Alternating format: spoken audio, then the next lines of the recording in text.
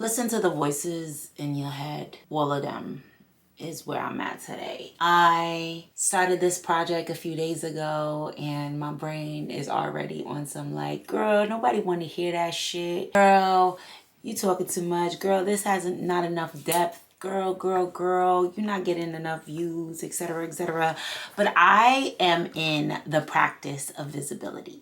And I want to talk about what I learned in the process of hiding myself and where I'm at now and why I'm in this practice of visibility now. As most of y'all know, I'm a Brooklyn girl, Flatbush Brooklyn girl, and I grew up in a one-bedroom apartment with my mom and my step-pop, and my family loves me. However, growing up Caribbean and Latina, and I'm sure a lot of you guys know this, kids are really trained to be in the realms of speak when you're spoken to. And so I grew up like that, especially women. I think women are often trained to be on some like quiet stuff, unless they are just naturally wild kids. And I wasn't really a naturally wild kid. I was pretty much like a good kid, quote unquote, and a nerdy kid. And I wanted to follow the rules and follow what my family wanted because I wanted to be loved. And yeah, all of that taught me how to be a people pleaser. And I would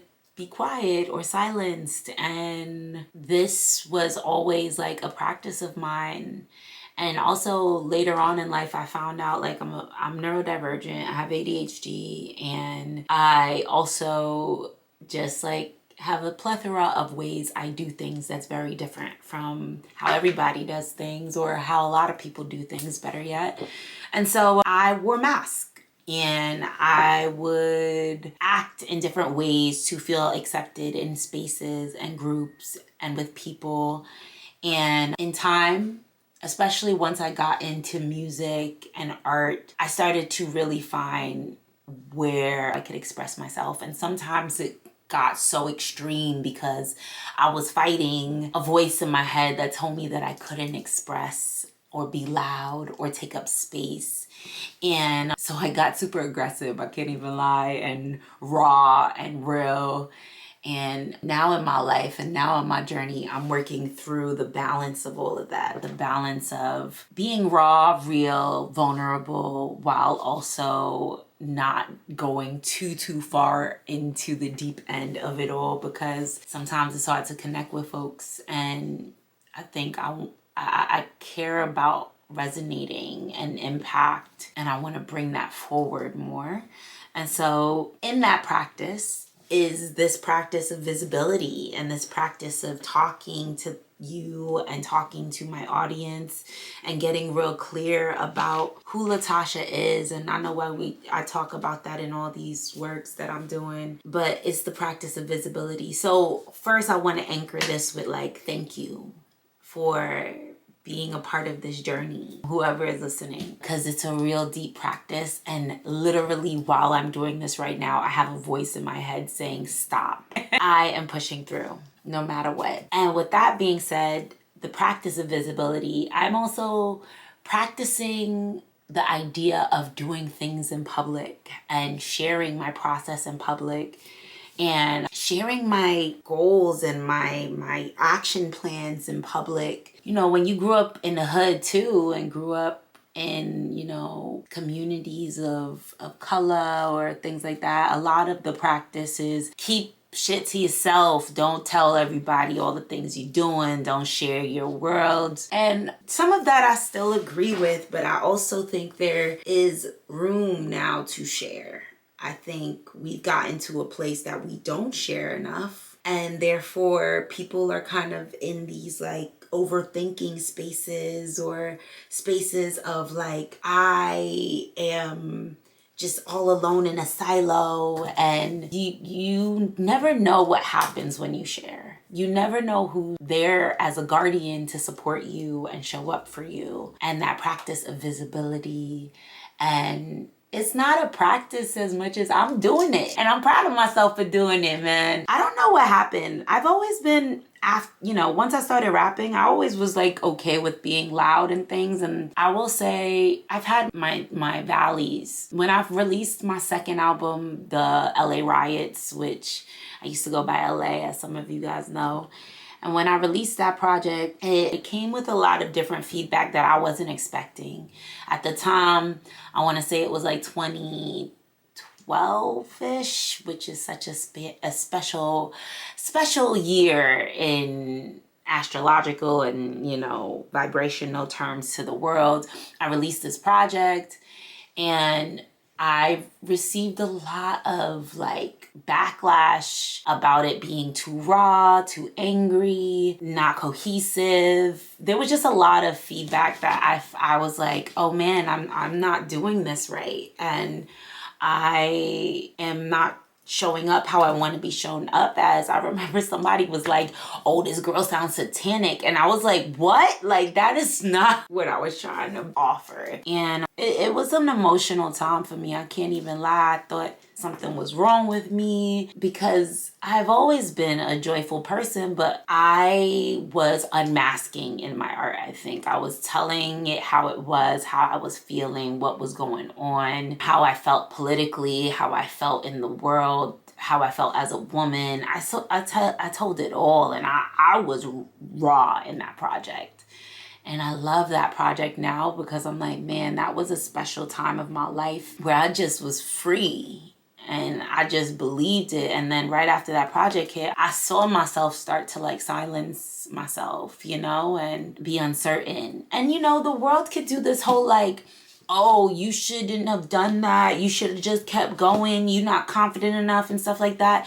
And yes, maybe I wasn't confident enough at that time and etc. And yes, maybe it was my work to do that. But I also will say that at that time, women were not supported the way they are now in art. And a lot of that made me have so many questions about myself as an artist. And so, I really was hiding and not marketing, not pushing myself, not doing all of those things because I felt like I felt like people didn't want to hear me. And till this day, I have that voice in my head where people, I feel like people don't want to hear us or hear me or accept. And I'm pushing back on that voice and allowing myself to be heard.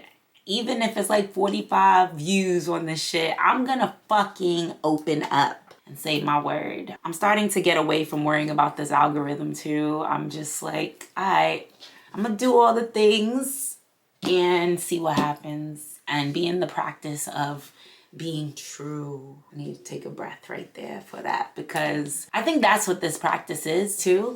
Just speaking from the heart and allowing myself to just let go and speak from the heart and not be afraid of what it means to speak from the heart anymore. And so the more I do this, the more I'm pumping myself up to speak from the heart.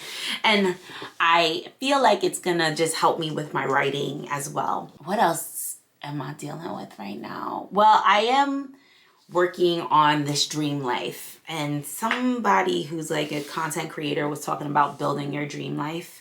And I'm gonna do a practice of how to build my dream life. But today, in the practice of visibility and the practice of manifesting and in the practice of letting go and doing all that, I want to talk about chakras because I talked about it a little bit in my last talk. And I have held back on talking about spirituality and how I practice spirituality. And today I want to talk about spirituality, visibility, chakras, and how I'm navigating letting this voice be true. A lot of throat chakra work happening here, and I'm really proud of it. Although it's scary, I'm proud of it. And so I manifest through my chakras, and I use my chakras for a lot of different things, but manifesting, empowering myself, and allowing myself to be visible is some of the things that my chakras help me with. So if you guys don't know, chakras are energy centers within your body. Let me preface this with my spiritual practices are an array of different practices. I came up as a Christian. I believe in a lot of the work of Christianity. And then through my journey, I've connected with a lot of different religions and spiritualities and kind of just picked what spoke to me. In my opinion, religion is all connected and it's all about what cultures you're from and what worlds you've been a part of that kind of speak to what religion you might be attracted to. I really think that religion is based off of culture and peoples and countries even, but I'm not going to do the whole talk on religion because that's not what this is about. But for me, I chose to take on all the practices that speak to me and to speak to who I am and what I want in this world. And I believe that higher source energy, spirit, if you want to call it God, whatever, is not a being, but an energy form. I think with masculine and feminine energy encompassed in this being or form. I just contradict myself. Okay, I think God and spirit, source, whatever you want to call it, is a being, but not in the way that we think God is a being. I don't think God is a man in the sky watching everything or anything like that. I think God is an energy of both masculine and feminine. I think God is spirit. Like we are spirit. I think God is within us and outside of us. I think God is source. I think God is the curator of the universe. And I think we are God in creation. And I think we are curators of the universe. And I think we co-create with this higher source energy. So we start there. And if you don't believe that, that's cool. That's all right. That's for you. You don't have to watch this. You could head on and do your thing. But I start that to preface, first of all, a lot of my music references source, God, energy, spirit, all of that, because I deeply believe that I wouldn't be able to be a creator without source. I don't think I would be a being without source. And, if you are, not into that, I still, send you love, whatever. But that's me. And so I came in direction to chakra work through like Hinduism and Buddhism and some other like spiritualities. I enjoy some new age and alternate spiritual trends, but honestly, all of this to me is about conviction, right? And it's about what you believe, and your convictions will push an energy and make things happen in your life. And I think the realest religion is conviction, but we could talk about that deeper if you want. To me, chakras are energy points within your body and outside of your body, and you have 7 strong ones that we all kind of know about, or if you don't know about that, I'll talk about them. But there are many chakras with all over your body, right? And these 7 chakras start from the root, which is all the way to the bottom down to your feet. And they are in the red-ish color. That's what people say. You could see your root chakra as a red color, and it equates to security and your general roots to this earth. A lot of it is on the grounding side and connected to earth itself, and it's what roots us to the planet, right? And it's also like how birth has happened, right? And it takes us here. And this is how I explain it. Other people are going to explain it different. You do you. Like fiery, and this is your action point, in my opinion. It's where your belief systems are. It's when people tell you follow your gut. This is that point. This is right below your heart, above your belly button. And this point is where you are taking action. It's the fiery point in your body. Your heart chakra is actually green, and it's the place of love, care, nurture. Also, it's the place of forgiveness and all of those things. Love is it's a strong chakra in my body, but everybody's different too. Then your throat chakra is blue, and it is your place of vocalization, speaking your truths, connecting with word, and saying what you deeply mean in all of its vibrations, not just in word, but in general. Your throat chakra is super powerful. Then you have your third eye chakra, and a lot of y'all talk about the third eye, blah, blah, blah. I'm not gonna go too deep into the third eye, but in my opinion, the third eye is your hindsight. It is how you're seeing the world and processing the world. And it is indigo, or like a dark purple color. And I personally like the colors. Some people don't really relate to the colors. I personally relate to the colors because the colors help me like really focus in on a chakra instead of just like all over. Then your last of the 7 is your crown chakra, and that's right above your head, and it is in a light iridescent, like kind of purpley color. It's pretty. Some people say it's white, but this chakra is your source chakra, and it connects you to your higher self or your God or the ancestors or whatever you decide is that for you. It's above. And so how I use my chakras, especially in times like this where I'm like manifesting and creating, I usually start from my crown chakra and then work myself through manifestation down into birth to root. And so I'll start with my crown, and I think of something that I am creating, or even better, a thought is downloaded to me of what I want to create. And we could argue about which one is what, or it might be both. Sometimes, you just get an idea and it comes from up here and you're like, oh, where'd that come from? Why did I think that, right? So it could start from up there, or you could think a thought, right? And thoughts, we'll talk about thoughts another day, but you think a thought and you're like, oh, I want to bring that into creation. So you have that thought from the ether, from your higher source energy, from up there, and it's brought down to you. Then you see the thought in your third eye, and you start to like really work with that thought in your third eye. I like to be in the practice of thinking of a thought for longer than 30 to 40 seconds if I can. My brain is wild. So sometimes it's hard. So I start with 15 seconds, then I like move it to 30. And to practice that like deep thought on it, I like to write what I want to think about with that thought. So i.e., let's say I am manifesting a new home. I start from that crown chakra. I'm like, okay, I want a new home with this. And then I go to my third eye and I start to imagine that home.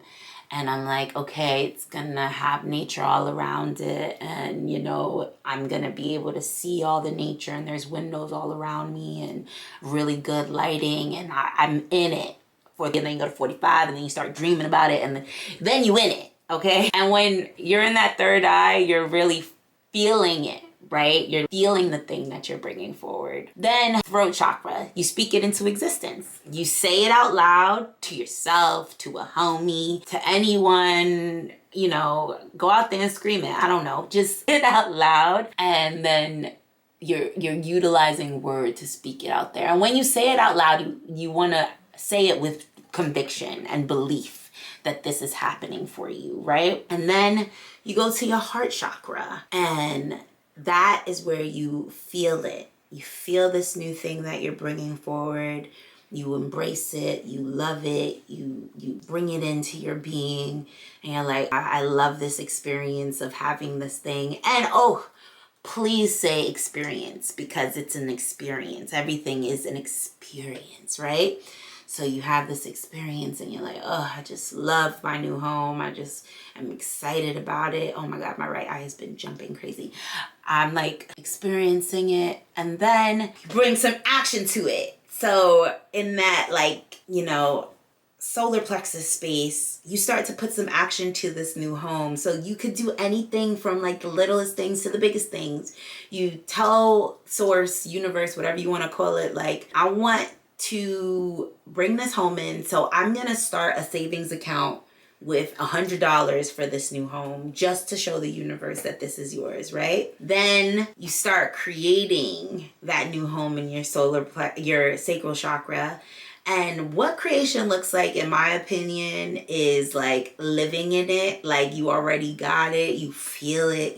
You know, sensuality doesn't have to mean sexuality. Sensuality could be just in the feeling of that thing that you want. And that's why I say your heart and your sacral chakra are really connected, because there's this feeling presence in both. So you feel it and you live every day in your being like it's already done. And I know that gets woo-woo. People be like, here we go again with the manifestation of like, oh, I gotta feel it. Oh, I gotta, you know, detach. Oh, I gotta like, you know, imagine, or, you know, fake it till you make it. Look, I've heard all of it. I've said all of it. I've hated on this process before, but every time I go through that process and then I let go, shit be popping off. It does every single time. And I am like, oh, it might not help you, but it helps me. And that's what this is for. I'm just sharing with you what helps me. And as a New York, Brooklyn girl, came up from Flatbush, was not into this shit at all growing up, got into it very late in my life, learned the process, figured out the process. It really has benefited me a lot. And so I still use this process, and I'm actually gonna use this process in this next version of my existence. We talked about timeline jumping. We talked about quantum leaping. Your girl is about to do it again. And I've done it many times in my life, and we're about to do it again. Not that I'm not grateful for my life right now, because my life is really beautiful right now. I'm a full-time creative. I get to like, you know, live in a really dope house with my babe and my two best friends. Oh, one of my best friends moved, but my other best friend. And it's a good, beautiful life, and I'm grateful. I take care of myself. I have investors that come through and etc. However, I feel like there's just, you know, you hit a new version of Latasha, and I'm already starting to feel her. That's why this practice is probably coming up, because she's like, girl, we changing. Some things just gotta change. Some things gotta grow. And so, yeah, I'm not sure what this practice is yet. And so maybe the next meeting, that's what we'll call these meetings, that I have is going to be about what I'm calling in. I want to get very clear with it. I don't want to just, but anyway, we are going to be in the process of figuring out Latasha in the next game. So I'm excited for this next quantum leap, and I hope you are too. Something's been calling me, and it's time to see her through. So I'll see you guys next time. Thanks so much for pulling up. Peace.